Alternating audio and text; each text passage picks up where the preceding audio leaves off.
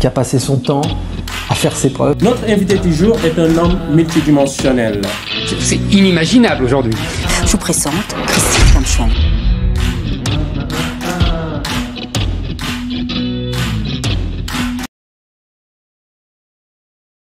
Bonjour les amis de la raison, j'espère que vous allez bien. Aujourd'hui on va parler d'un YouTuber qui s'appelle Kevin Samuels. Some of you, quelques-uns d'entre vous le connaissent. Bon, clairement il faut être un peu bilingue.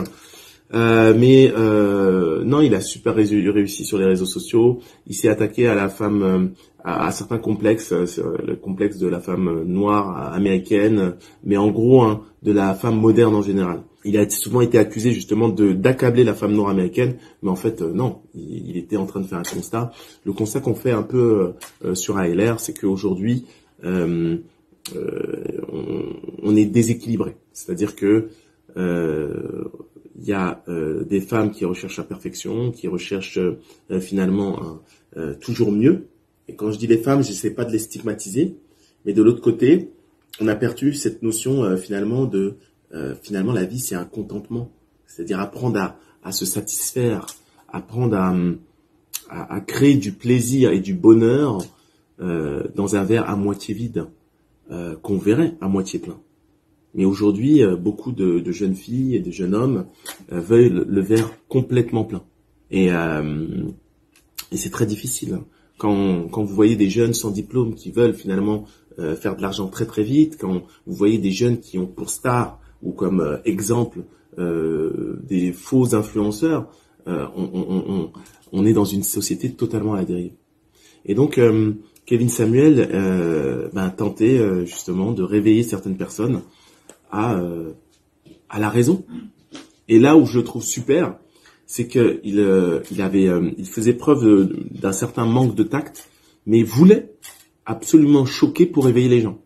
Et une question qu'il posait souvent aux femmes, et attention, toutes les filles, je vous invite vraiment à vous poser cette question, quelle est votre note entre 0 et 10, 7 étant interdit?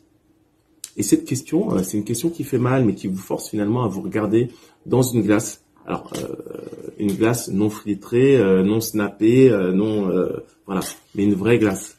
Et pourquoi finalement essayer de se rate ou essayer de se mettre des notes?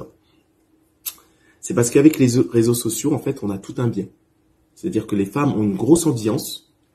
Il y a beaucoup de personnes qui vont les valider, leur dire qu'elles sont superbes, elles vont recevoir beaucoup de compliments, alors que les hommes, très peu. Et donc, il y a ce qu'on appelle aussi, en finance, on a un stock qui est surévalué. Alors désolé, je vais faire le parallèle entre la finance mais on a un stock qui est surévalué. Et donc, ce que je vais essayer de faire dans une prochaine vidéo, une partie 2, c'est vraiment vous montrer en quoi cette surévaluation gâche pas mal de relations, mais aussi de vie. Alors bonjour les amis de la raison, on est dans une deuxième partie. Alors j'étais en train de faire le parallèle entre finalement les filles sur les réseaux sociaux qui en fait finalement sont des stocks surévalués et les garçons qui sont vous voyez très bien en fait finalement une fille, vous mettez son profil sur Tinder, vous allez regarder le nombre de validations qu'elle reçoit, vous mettez un garçon, vous allez voir la différence. Et peu importe que ça soit des top modèles tous les deux, vous allez vraiment voir une différence. Cependant, non, il y a une petite différence.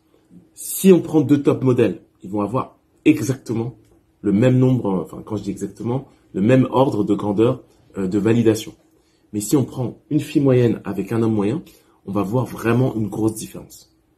Et donc, cette grosse différence, la jeune fille peut l'interpréter comme une surévaluation, donc elle aura tendance à croire que finalement elle est ce que les réseaux sociaux lui disent, alors que non, c'est totalement pas le cas.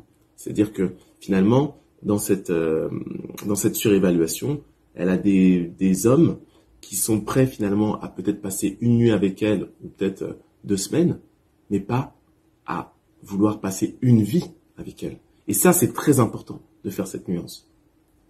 De l'autre côté, on a l'homme qui a peu de sollicitations, mais attention, c'est lui qui va choisir avec qui il va passer sa vie. Alors que l'autre, elle va choisir avec qui elle peut passer sa vie. Car dépassé un certain âge, ben oui, on est face à la réalité.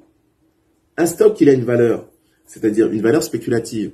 Mais quand vous voulez le vendre, vous n'arrivez pas à le vendre. C'est-à-dire que finalement, ce stock, ben oui, il est surévalué.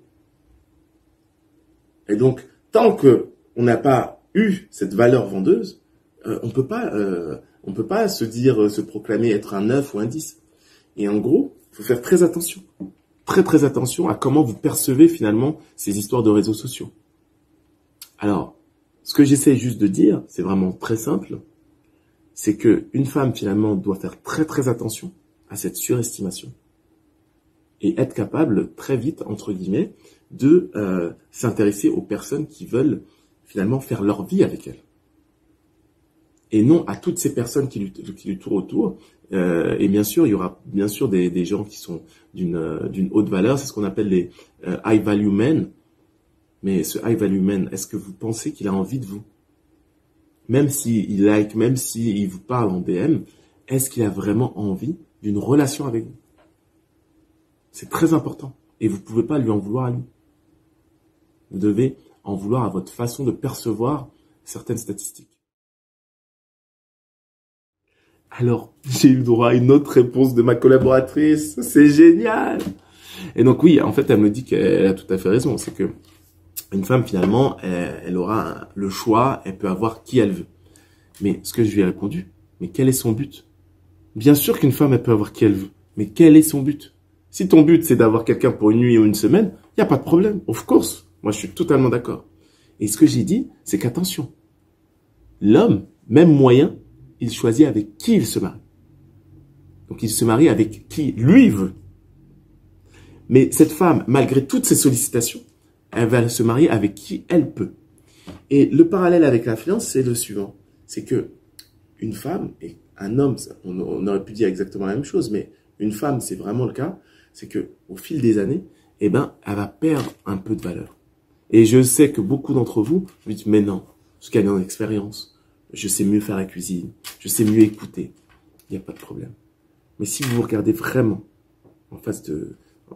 vraiment, et vous vous dites, attendez, est-ce qu'une version 10 ans plus jeune que moi est meilleure ou non? Juste ça.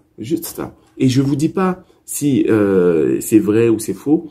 Même moi, personnellement, je suis tout à fait ouvert. J'estime que c'est pas une question d'âge.